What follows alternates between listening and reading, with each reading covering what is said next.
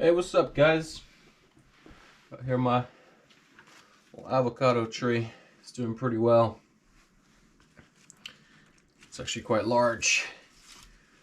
I think it's actually almost as tall as I am.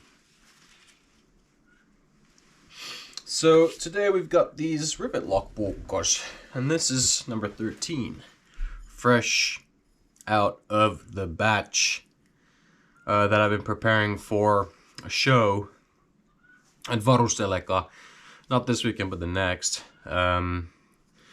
depending on when this video is published. These are pretty basic. I think a lot of you have seen these before. They're forged from these springs. I have done a lot of tests on the heat treat, and I know a lot of friends who heat treated the same steel and made knives from the same steel, and everybody's getting around 60 Rockwell hardness out of the same steel. It's just some super modern German spring steel, with this particular case, so in the older version, I haven't finished the sheaths for these four newer ones, but you can see the main upgrade between the two is I've rearranged lettering and the numbers and the date and all that, but I've also added a couple holes. So if you want to do some scales on there, I'll add scales on one of these later on, and just to show you how it's done, I'll make a video. The surface is super flat already. I mean, if you do scales on here that are peened on, the wood and the material, if it's not too hard, it'll conform to the surface. You have a layer of glue in between. It'll be a perfect fit. You might, yeah. So if you once you actually put the glue between, that's it. You know, you're gonna have a hard time getting this surface back. So if you do remove the power cord off of one of these, and you want to put scales and a lanyard hole here, a lanyard here, you know, instead of putting glue between the scales, you just peen the scales on and they're mechanically in place. Everything is there, very firm and fixed, and if you ever want to change those scales or they ever get damaged or whatever, you're not gonna have to grind into the handle. You're not gonna have to do anything that's too destructive to remove glue from inside all these grooves and stuff. So you might want to think about how you do the scales yourself on a knife like this. Now, I did these holes because I think it's just a nice little addition. I like to just make these full steel and sell them full steel so that people can put their own power cord or their own scales. Granted, the power cord is significantly more difficult to do than the scales, and in some cases more time consuming depending on what you include to do in your power cord. And also in the final thing, I think most people prefer actually scales aesthetically than the power cord. I just do the power cord because it's very consistent, and you know, it's not too much elbow grease and dust for me to breathe in all the time. But now there's the option of putting any scales you want on there, so there's that. The whole thing is heat treated, so that's one thing to consider. There's many ways you can put your first layer of string the way I do it, like that, and then put your power cord on top, or you can have your leather surfaces. You know, you can do whatever. The general shape of this blade is highly inspired by military profile Puukko, sort of Sissi Puukko knives. That's basically where the inspiration for this design came from, is that it's essentially a Sissi Puukko shank, full steel, with a lot of, a lot of space for you to do what you want with it too. You know, and when you look at knives, Puukkos from the Continuation War, Winter War, or World War II in general, you see that a lot of guys, they made their own Puukkos, and when they were bored, they put scales. They had, some of these guys, they had free time, and they played around with their stuff, and they you know, did what they want. So I can see somebody, if, you know, we got like a World War III situation, and 100 years from now, this in a museum, and it's got some, you know, F-35, you know, wing panels on the side that are engraved. You know, some sheath with a click locking mechanism made from some Russian helicopter panels.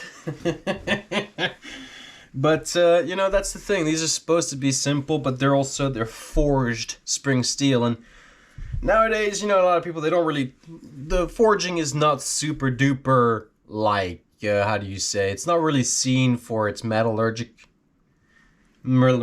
like, benefits anymore. People just want cool stuff, really. But, you know, these have to be forged in order for me to reclaim them from this steel. And this, you know, being forged spring steel with a little bit of cold forging. That's how you do the final finishing on all this. It's a Japanese style of, you do a very intense anneal, and then you do a surface finish with cold forging and straightening, and then you can do all these neat stamps on the blade, and you do a very intense quench, very careful temperature, and you quench the whole blade. One nice thing with the holes is that it does help actually get a more thorough heat treat further down the blade. So I'm always focusing to get the edge to be the most perfect quench, and then the rest of the blade, as the blade goes through and gets rapidly cool, I try to get so that there isn't any like preventative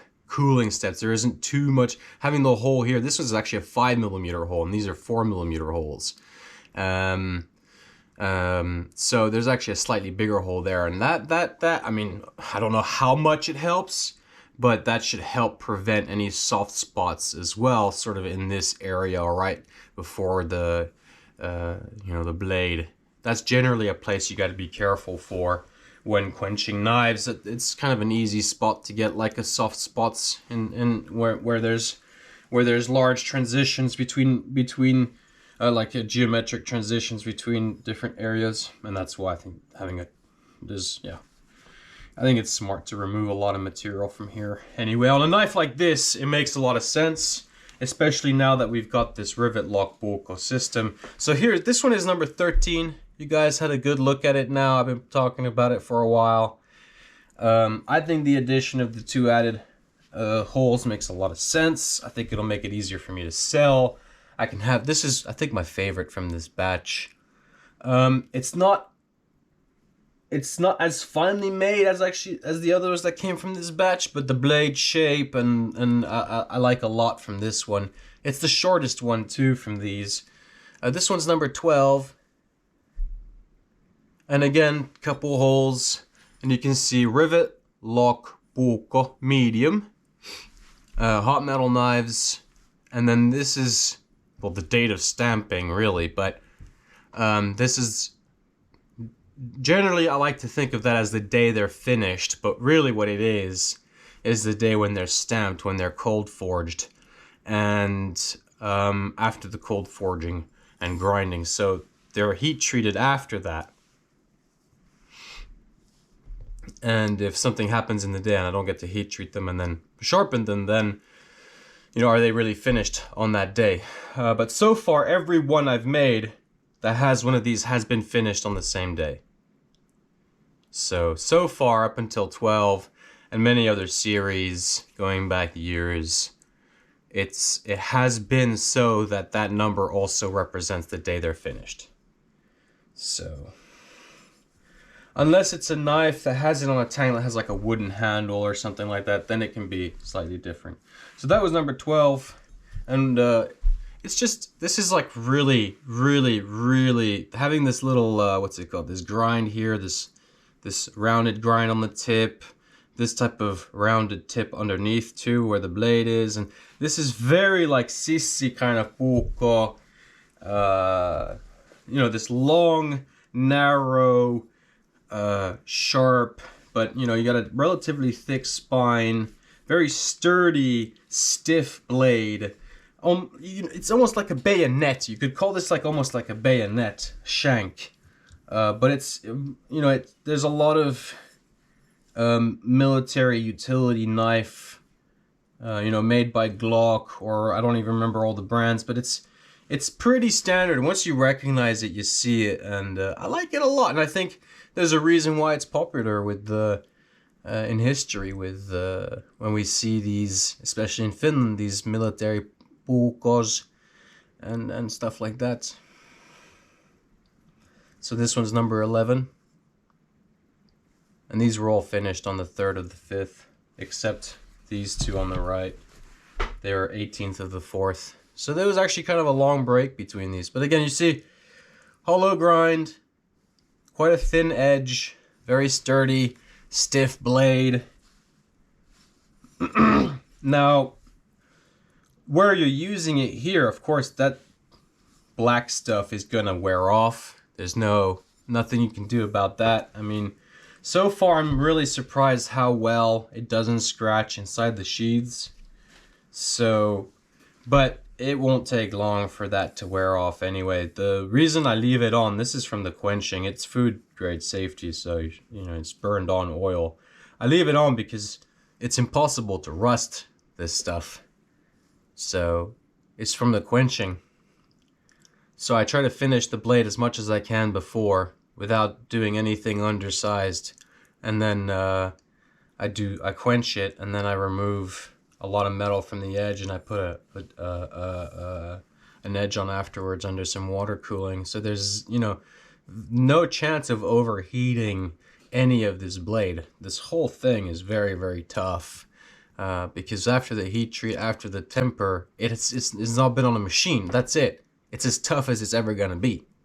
So I like that a lot, and I can't do the hollow grinds right now on hardened steel anyway, because the water cooling that I have isn't enough it's a hell of a lot of water cooling, but it's still not enough to cool hardened steel when I'm doing these type of hollow grinds. It's just I just need a lot of more water and a lot more funnels. This one's number 11. And you see they all have a finger groove here. And there is, so one rule that they all have in common, you can see that there's consistent rule here of production, that they all go through very similar steps, and I'm practicing a step over and over again to get everything perfect. So by, number 1,000, number 100 or 120. I've been to 120 with series before. The Rivet lock Puukko small, they were pretty decent. These are significantly more refined. I think this is like master grade work. The previous ones were the Rivet lock Puukko small. They were very good, very nice, but they were just missing the hollow grind. I think that's what really finalized the whole thing, was getting that new machine. It's the same machine that's used for grinding yanagibas actually. The ura, the hollow section on the inside of it's the same. I've seen the same machine, the exact same machine, and it's even designed to be waterproofed. It's a German machine, and I've seen some guys like Japanese yanagiba makers use the exact same machine to grind the exact same way. The hollow grinds that they have on their yanagibas the way I do with these. So I think that's pretty cool. I don't know the name of the machine or anything. This one's number 10. This one's really cool. It kind of has those interesting, like American proportions, I guess you could call this, where it sort of tapers from the tip all the way out like a flare. I would call this, quite an American profile of a blade, of a skinning blade / military utility. That's what these are, man. That's what these are. This is like military utility shank. So I want to just be able to make them full steel like this. And of course, occasionally with these, strings and handles on, I can definitely do some with scales. But the idea, of course, is I'm a bladesmith. I just make the steel. Anybody can put scales, and anybody can learn how to do a katana wrap if they watch my videos. So this one's number 10. I love all of these equally.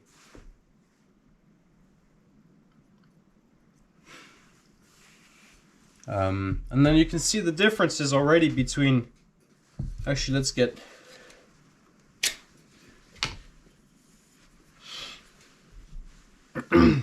I temper these at a higher temperature as well now, like 230 something Celsius. So this one here is number 9, and this was before doing the holes. This one's number 10 that I just showed you.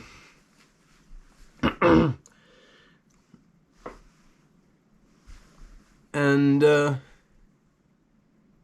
yeah, this one seems, some of these from time to time they have a more like flaky surface finish. I think what I can do is I'll just go over with the buffing machine. It's just I want to avoid as much unnecessary contact with machines after these are heat treated, so they really are 100% like as hard and tough and high quality as possible. Granted, the edge on these is just a slack belt, you know, and the edge is actually buffed a little bit, so you know it's an out the box edge. It's very sharp. But again, it's not like Apex Pro kind of like these little devices that have these fixtures to get perfect straight edges. Maybe I'll save up for one of those machines, and then these will get it kicked up a notch. I think the value of these should be around $90 full steel like this, but I've been selling them much less, 59, so it's like 60 euros. I don't know how much that is in dollars right now. It's like $70 almost, which is superb. I think you're getting exactly like, you're getting slightly more than what you're paying for, which I think is always a great way to see the quality in somebody's work, is when they know that like it's still okay to sell it like this lower price. I mean, it's a hell of a lot of work, and I'd like to bring the price up, but it's not like there's a million people buying these right now. So, and I just really love making these, so I'm going to be making them anyway. You ain't gonna stop me. But yeah, so one thing that I forgot to mention, actually, maybe we'll look at number 8 now, since everybody's looked at those two. It's funny, you know, they're very similar, but they're also very different. So one of the troubles, one of the difficulties that I have is, of course, I'm going to have to go through every single one of these, take a picture of every single one of these from all these different unique angles and put them on the website. This one's number 8. So this one doesn't have those holes. So either it stays full steel, or it gets a paracord handle on there, done however wished. Now, what was I gonna say? There was actually something I forgot earlier to mention, but I'll mention the other thing. So I don't do jimping like with the thumb on the spine, right? Because that's like a pretty weak. That's like a weak spot. Just, you know, you can severely weaken a knife with all these transitions everywhere and stuff like that. So you got to be careful what you're doing. I'm sure it'll be more than good enough. I don't do jimping, but maybe I'll do on the next one. I'll do a little bit of like thumb jimping. Maybe somebody likes it, but I don't do it because it makes leaving it like this makes the blade tougher. But what I do instead is I have like a 60 or 80 grit belt, and I run it down as cleanly as I can along the spine to create at an angle like this, as flat as I can. And what that does, of course, now it's all encased in the blacking. There's an incredible amount of friction you see on the spine. I think that's a lot better than the jimping, not because it sticks better in place than the jimping, but at least for me, when I fish pike and you want to skin pike and whatnot, if you don't have like the right gloves with you and you gotta stick your thumbs and shit inside the fucking pike's mouth, you get all this like these like little micro holes all over your thumb, and it's quite uncomfortable. And when you have like micro jimping on the spine of your knife, it's the most painful thing ever. It just digs into your thumb. even the cold steel knives that have it, like I can't, if you get like a cut, if you get a like a wound on your thumb, it's impossible to use your knife when you got that thumb jimping. And it's happened to me so many times. I stopped using jimping when I opened the wound by digging the jimping into the cut of the wound that had already healed. And I was just thinking to myself, that's not a very like survival friendly element to a knife. So this is very narrow, long and slightly longer one. I think much lighter than the others. Even though they're all cut halves, the half cuts are like by, and it's barely by eye. It's like I just grab the machine and I just plow through the coil and I just estimate for the most accurate half and half. So the difference actually is quite big between these in terms of weight. It can be as much as 40 grams. So that's something to take into consideration. See, this is the original piece. And you know, you only need to cut like this much more off one side to actually have a substantially bigger difference in your proportions. I mean, look, between these two alone. If I could find my scale here, we can go over these blades.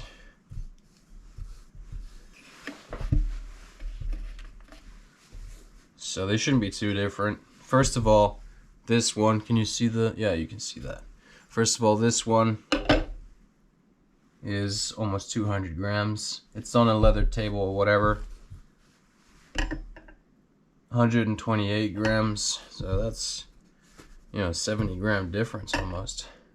130 grams. So between these two,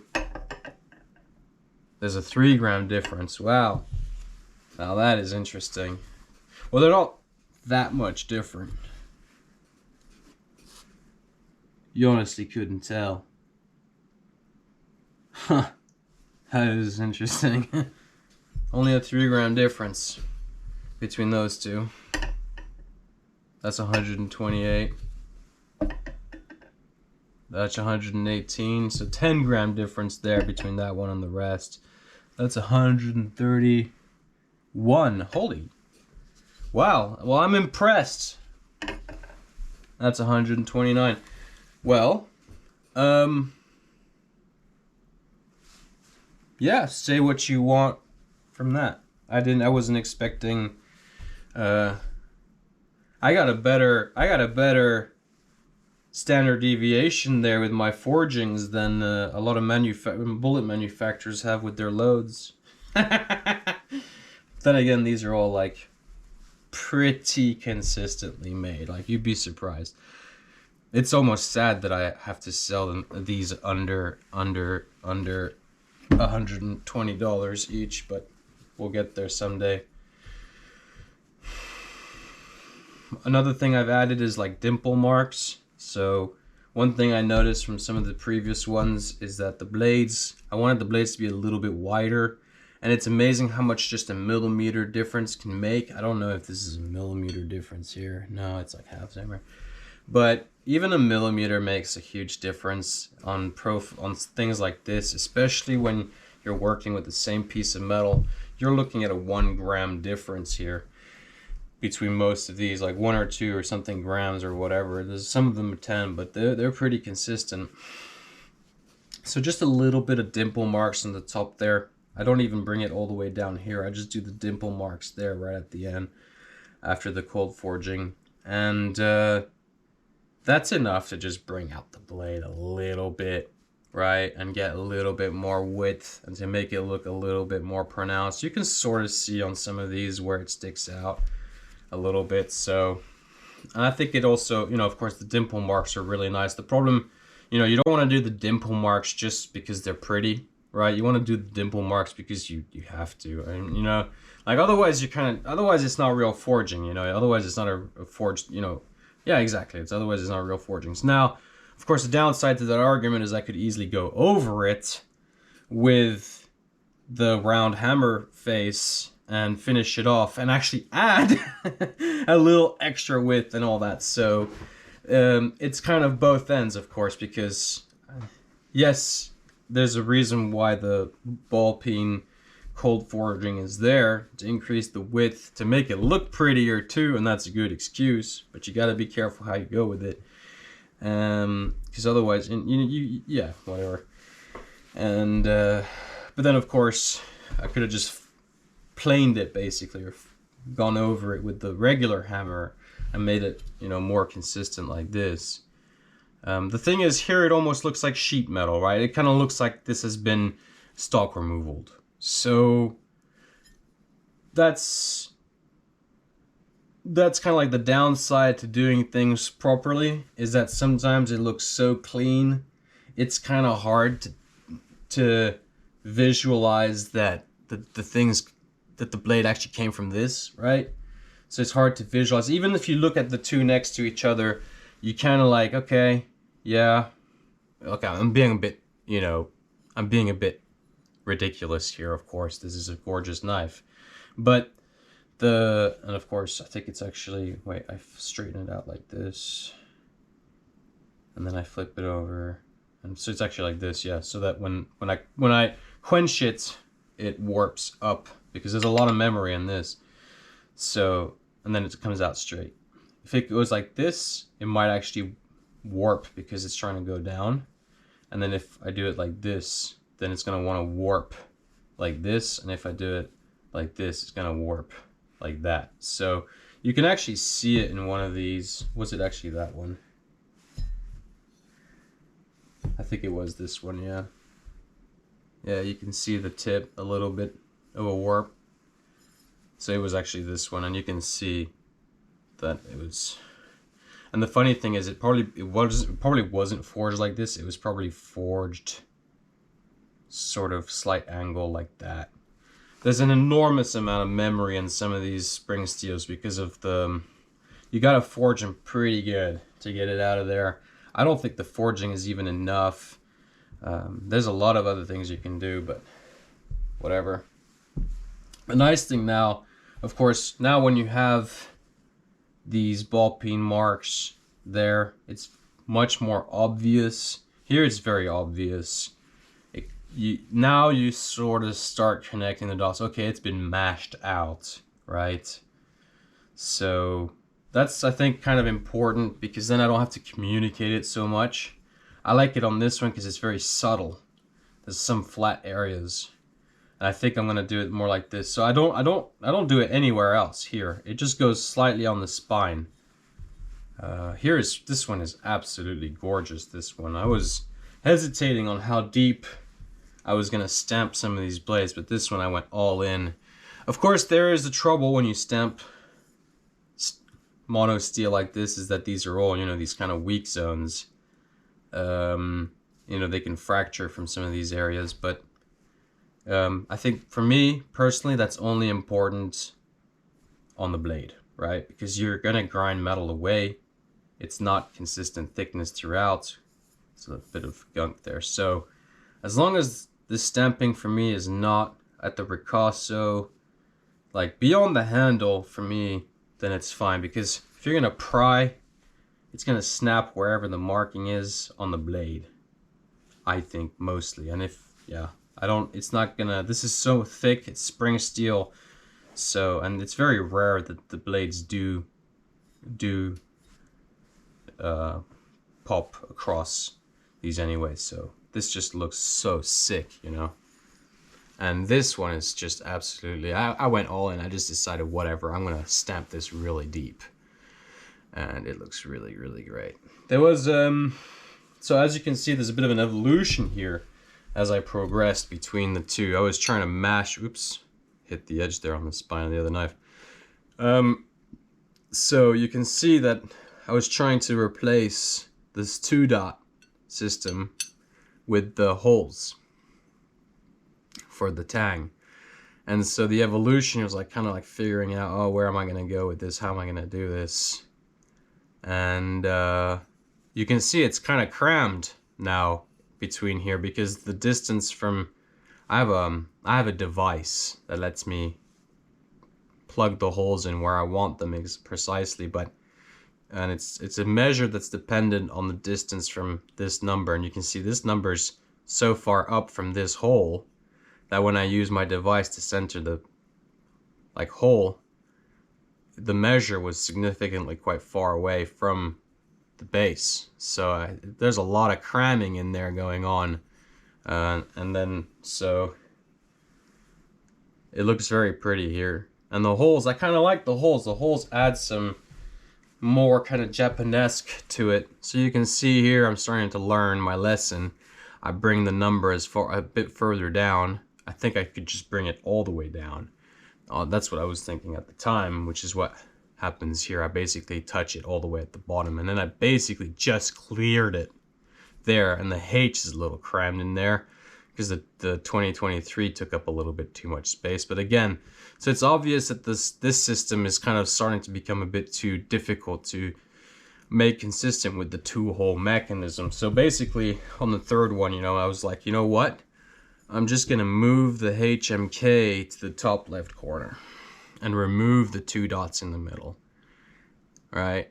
So now we've got the date, we've got HMK, we got RLPM, and we got the serial number at the bottom. So now if you want to do a scale, now the reason why all that was important, this learning curve, is because I would like to be able to have the option of being able to put the scale on here without covering the serial number or the logo, the name, whatever, right? Like this. So you can have at least like a small scale on there that's kind of big, but you don't cover up RLP and you don't cover up 10103. Or you can even cover the RLPM if you wanted to. The idea anyway was just to have some clearance so that the scale doesn't actually compromise RLPM. So that's what I'll try on the next ones. I'll keep it like this, and then I don't know if I want to put I like this one so much I might leave it full steel like this because it just really is cool. So the next few ones I forge, I'm going to put some scales on there and test this out. I don't want to test it on, because this is a nice example. It's the first one that actually like makes sense in the sense of what I had in mind with the scales. So, and it's number 13. So I'll leave this one full steel, and then the next few ones that I forge in the identical process, let's guess maybe it'll weigh 130 grams. Then I'll put a scale on the next one and do that. These are kind of funny because they take long and they don't take long. The forging, the cold forging, all that. It's like the part that actually probably takes the longest is actually the stamping on all of this, or drilling the holes. Damn it. Drilling the damn holes.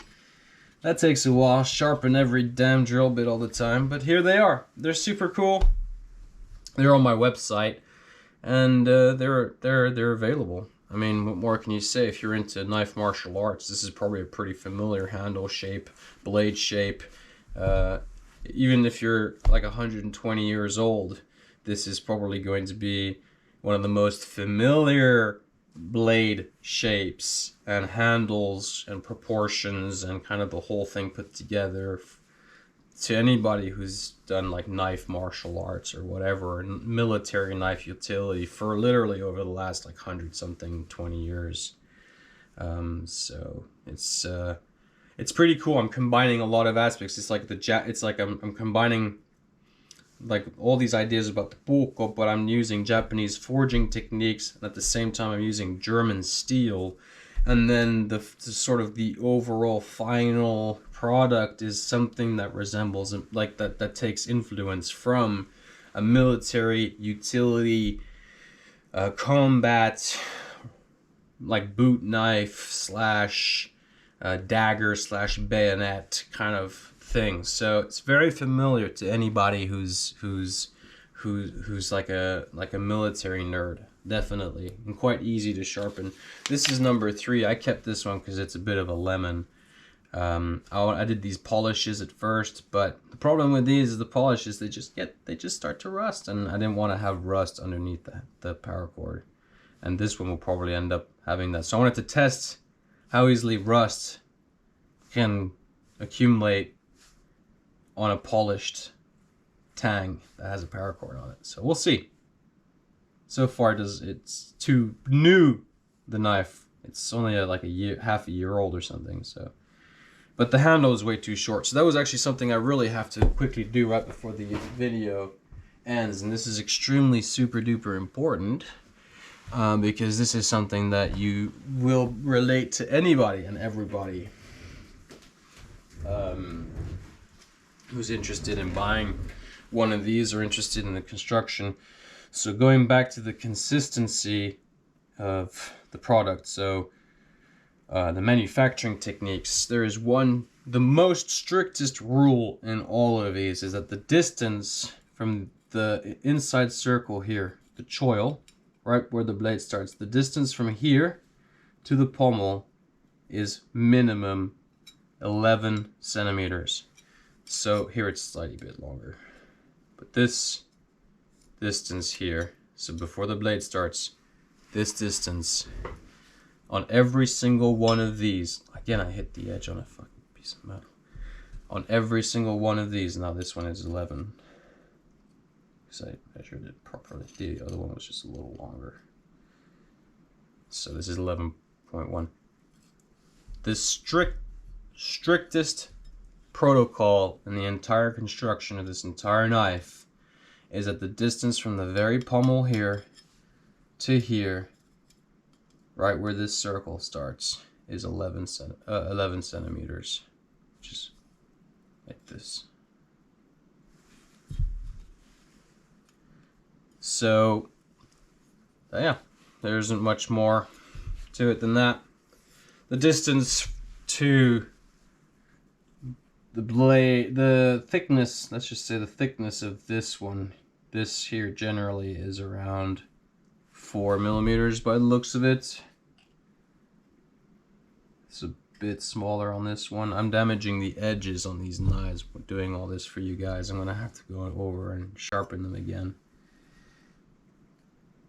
That's the sucky things with shows. These are all like 4 millimeters. It has to be quite thick. You can't make it any thinner than this. It has to be like minimum 4 millimeters. This one here is a good example of what I mean. It's because it shines better in the light, so you can see more clearly. It's 4 millimeters, so that's what I'll be striving for with this thickness here. That's also another important dimension, and that's because when you have your finger there, if it's too narrow here, if it's less than 4 millimeters, if it's like 2 or 1, it feels like there's something trying to dig its way into your finger. It's not very comfortable. This way you get a lot of purchase. It's comfortable, it's big, you know what's going on, it's clearing your finger just enough, you see. So that was what was important for me to tell you, is that the handles are all very strictly 11 centimeters long. That's the most strict element of all of these, and that these two holes will all be 4 millimeters, and these I don't remember. I just have a standard drill bit that I just use. I think this was like 12. Hey lol, what am I doing? I make them look like they're forged deliberately, but yeah, that's 12. So these holes are all 12. So they're not forged. These are drilled out too. It's much better to do it that way, especially when the steel is annealed and cold forged. So that's originally one of the issues with this steel, was that if you forged it and you let it cool, you couldn't drill through it. It was destroying drill bits. Maybe it's some kind of air hardening element of the steel, I don't know. It's happened before with other steels where sometimes you just need to anneal them or cool them very, very slowly to get drilling out of them. And one of the main reasons for that is because a lot of these steels, when you forge them very thin and you let them cool on a cold anvil, they're not annealing, they're cooling actually pretty quick, and they're very thin. So you get kind of like a pseudo hardening effect almost.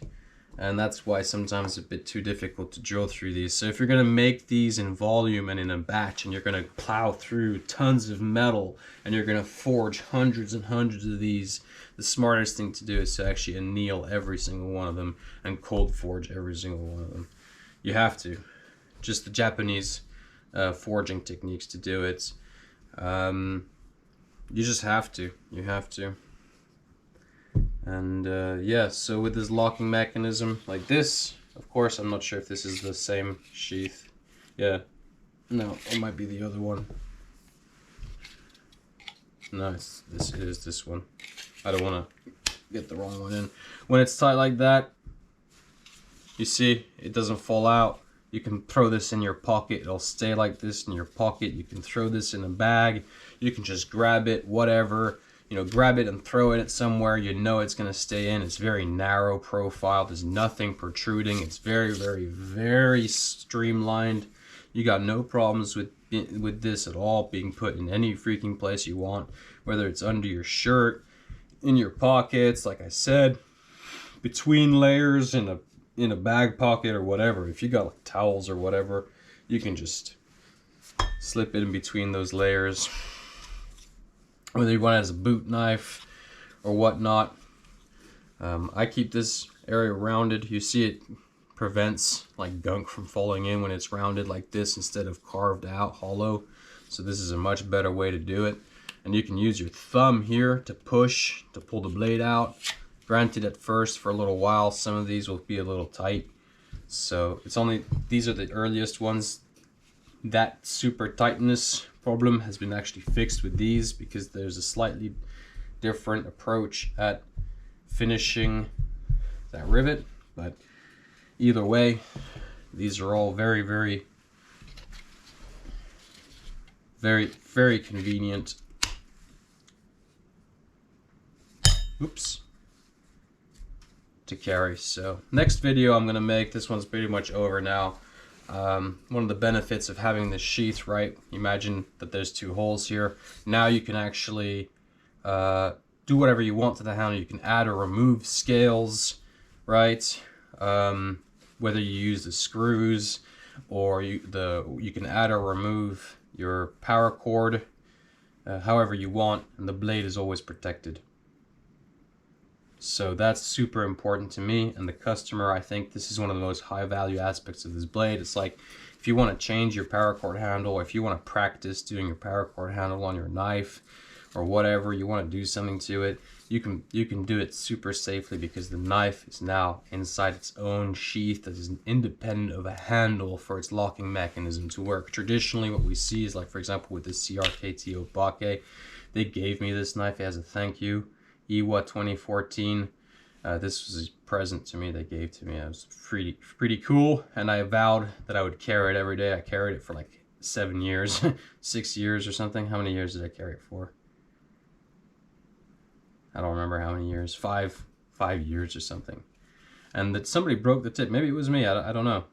But this has actually been an inspiration to a lot of knife designs. So, but you see here with the sheath, this mechanism here, great knife, but it absolutely needs a paracord handle to be in factory condition for the lock to work.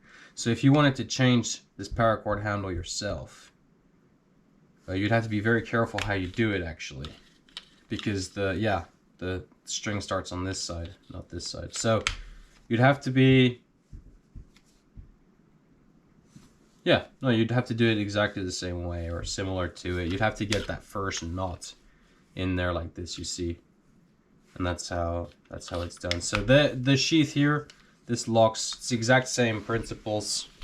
This is your locking mechanism. The locking mechanism is a distance from the locking wedge to the rivet. So here it's very close to the wedge, and here it's actually quite far. So same principle, same exact thing, except in this case, you don't need a handle on the Kydex sheath to make it viable, or to make it match with the sheath. So the sheath is not dependent on the handle, it's dependent on the blade now. And that's really what's important and revolutionary, whatever you want to say, about this design. And yeah, that's it. Go ahead and buy them from hotmetalknives.com. Right now, I think when they're full steel like this, they're only 60 euros, but I'm gonna bring the price up at some point. But for now, I'm gonna leave them down at 60, like I've been saying for about a month or 2 weeks now. Because I just want to make more When they have the paracord handle on them, they're actually $90 or $80 each. So depending if you're using euros or dollars. And so I think that's an excellent price for a knife like this. It's a really cool design, definitely one for the collection, and something that I think people would really actually appreciate and have around.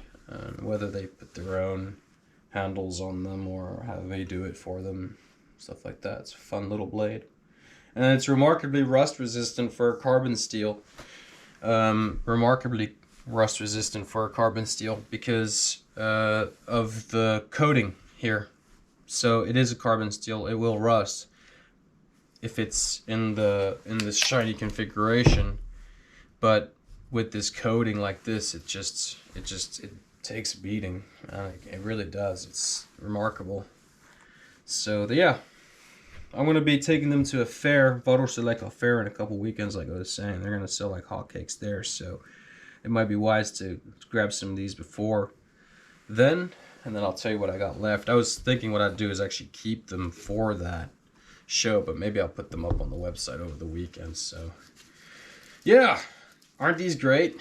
If there's any sort of I don't want to stray too far away from the current design and the manufacturing technique, because once I start to add variation, it's no longer like super focused. So but just tell me if there's anything you want to see on these designs. If there's like if there's any ideas that you guys have in mind for what you want to see.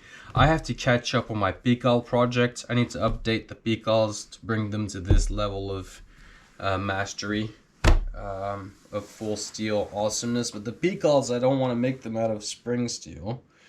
I want to make them out of this 115 CR kitchen knife tool steel, which is very difficult steel to forge in the exact same process as this. You have to get your temperatures absolutely perfect. So those knives will be significantly more expensive if I make them from the tool steel, because to get it right, it's actually like, it really is masterwork. But the spring steel is just very forgiving, and you get excellent results and very high hardness. So you get the maximum toughness, which is really what you want out of a lot of these blades. You know, especially these military knives. If you look at these guerrilla conditions in Finland and stuff like that, a brand spanking fresh edge, you know, and somebody who doesn't know how to use a knife too well, they got a brand new knife, you'd be surprised how quickly that edge turns to shit, and after that is basically a prying tool. So, you know, they're running those edges over metallic surfaces and stones, and they don't give a fuck. They're just going at it and really like abusing the crap out of the blade. There's a lot of the knives I was sharpening when I was in the military, it was like, it's just like, you need to bring a machine up. You can't remove this amount of metal with these stones in time to get an edge back on some of these knives. It was just like a millimeter thick or something. They were like, a lot of them were prying bars. Now I don't want these to be compared necessarily to prying bars. Yes, they are supposed to be somewhat prying bars, but all the work that's gone into the heat treat is to get the nicest metallurgy for edge retention and stuff like that. So it's, you know,